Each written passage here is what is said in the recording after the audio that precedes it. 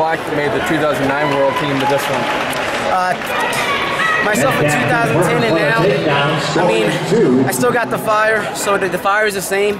I think now I'm a little smarter, a little wiser from the experience of been wrestling all that time, and kind of have a little chip on my shoulder. So I guess that's really the big difference. You know, I'm more honed in. I've seen what can happen, and that's what makes me better, I guess.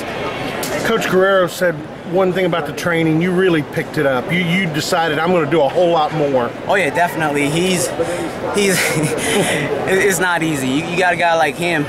He'll strap it on anytime. You call him 5 in the morning, hey, I need you to come out. He's gonna do it. Coach Smith, Zach, all those guys on staff, they're gonna be there. So for me not to work hard, it's not gonna be a pretty day in practice. So I train hard so I can compete with Coach Guerrero and all of them. So if I do that, I'm gonna win regardless. So what motivates you after an Olympic year where you don't make an Olympic berth, and to now, what keeps you going and motivated to get to this point? Definitely not being on the Olympic team is definitely, that's a big hurt for me, especially seeing guys that I have beaten during the year, during the season, that are competing at the Olympics. And you know, wrestling's like a lot of sports. You never know what can happen once you get to the tournament. You guys watch NCAA basketball, you know what I mean? So I think I could have had a shot, and not making the team kind of gives me something to strive for. To make myself better, so I don't have that issue. I'm always making the team consistently. So, go ahead, sorry. How special in the 2 matches against Escondido, who a very good wrestler, you didn't allow him an offensive point. He never scored offensively. No, exactly. That's the thing. You know, if you don't give up points and you score, you're going to win.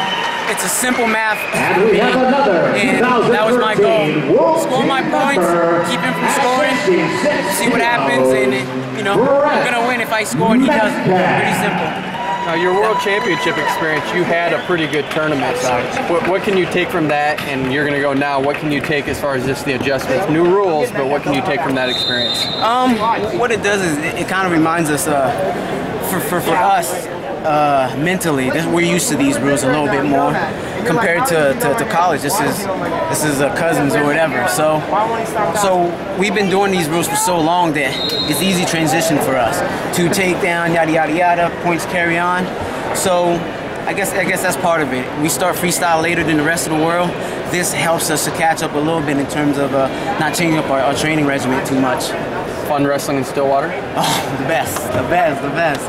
I'm grateful I get a chance to compete here again in about 5 other guys that have wrestled here, and they got a chance to compete here. I mean, we never thought we'd compete here. So this is 2 big things for me: making the world team, competing in Gallagher, and the fans love it. Love it. Did you hear? I mean, you had a huge cheering section here that was chanting your name. Oh, I did hear them. I hear them about everywhere I go around town, the supermarket, anywhere. I'm not even kidding you. There's this group of guys up there that they're the best, and then everyone else. I don't look up because I try to stay focused, but I hear them. You're here with me, so.